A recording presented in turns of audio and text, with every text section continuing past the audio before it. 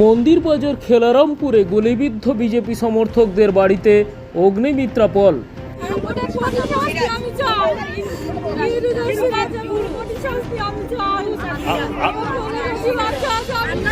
এদের একটাই দোষ, অপরাধ বিজেপি সমর্থক, এদের একটাই অপরাধ। তার বাড়িতে বোমবাজি করে এবং তার পাশের বাড়ির ছেলে সাইরাস মোল্লা তাকে গুলি করা হয়। এরা সবাই হচ্ছে বিজেপির সমর্থক। গত 28শে ফেব্রুয়ারি বিজেপি সমর্থকদের উপর তৃণমূলের গুলি চালানো ও বোমা মারার ঘটনায় বিজেপি সমর্থকদের পাশে এসে দাঁড়ালেন বিজেপি নেত্রী অগ্নিমিত্রাপল। দক্ষিণ 24 পরগনার মন্দির বাজারে বোমাবাজিতে ও গুলি চালানোর ঘটনায় উত্তপ্ত হয়ে উঠেছিল কৃষ্ণপুর গ্রাম পঞ্চায়েতের খেলারামপুর গ্রাম। বিজেপি সমর্থকদের অভিযোগ ছিল, পঞ্চায়েতের ভোটের পর থেকে লাগাতার সন্ত্রাস চালায় তৃণমূল। গত 28 তারিখে রাত থেকে বোমাবাজি শুরু করে বিজেপি সমর্থকদের উপর।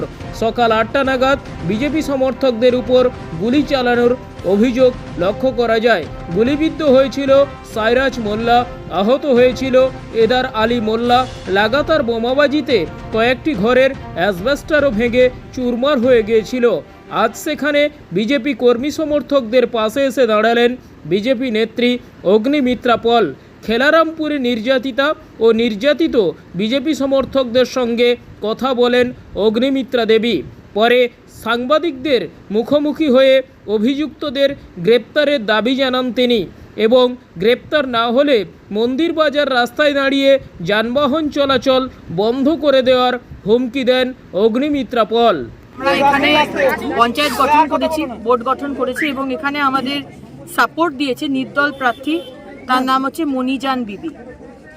মনিজান বিবি সংখ্যালঘু সম্প্রদায়ের বিজেপিকে সাপোর্ট দিয়েছে বলে আজ 7-8 দিন আগে তার বাড়িতে বোমবাজি করে এবং তার পাশের বাড়ির ছেলে সাইরাস মোল্লা তাকে গুলি করা হয়। এরা সবাই হচ্ছে বিজেপির সমর্থক, মোদিজির সৈনিক।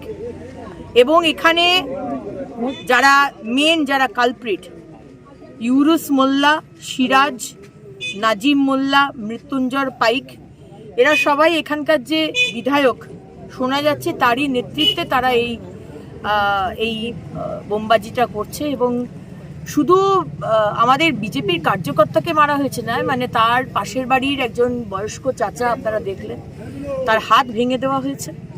একটি 25-26 বছরের ছেলে, তাকে কি দিয়ে ওই নেপালাদি পুরো ভজালি দিয়ে কেটে দিয়েছে, হাঁটুতে বন্দুক দিয়ে মেরেছে, হাঁটু পুরো ডিসলোকেট হয়ে গেছে, চলতে পারছে না।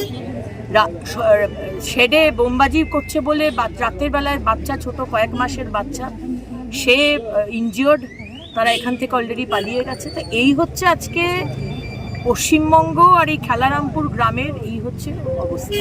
কারণটা কি? বারে বারে কেন? কারণটা হচ্ছে যে এখানে শাসক দল থেকে এবং তৃণমূল যারা করে তাদের থেকে পরিষ্কার মেসেজ, হুমকি, যে বিজেপি করা চলবে না। বিজেপি যদি করো, সে তুমি বিজেপির ডাইরেক্ট প্রার্থী হও কি নির্দল প্রার্থী হয়ে সাপোর্ট করো বিজেপিকে, তোমাকে এখানে আমরা থাকতে দেব না, তোমাকে আমরা ডিস্টার্ব করব।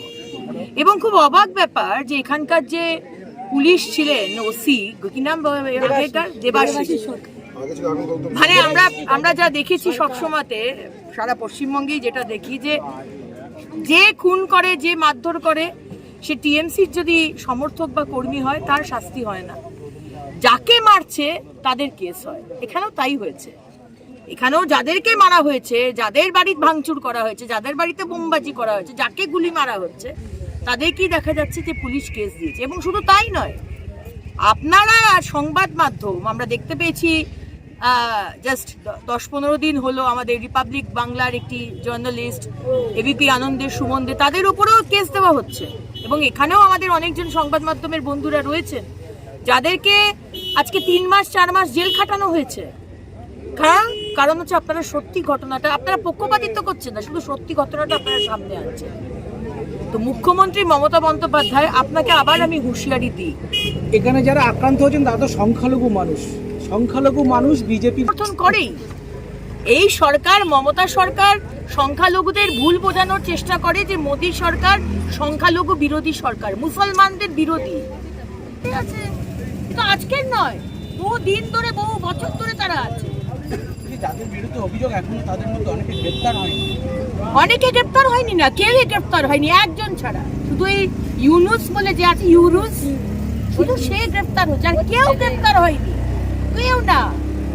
তারা পুরো খোলা ঘুরে বেড়াচ্ছে। তাই আপনাদের মাধ্যমে এখানকার পুলিশ এবং প্রশাসনকে পরিষ্কার বার্তা দিয়ে যেতে চাই যে যদি আমি যাওয়ার পরে যদি কোনো বোমবাজি হয়, আপনাদের সতর্ক করে রাখছি।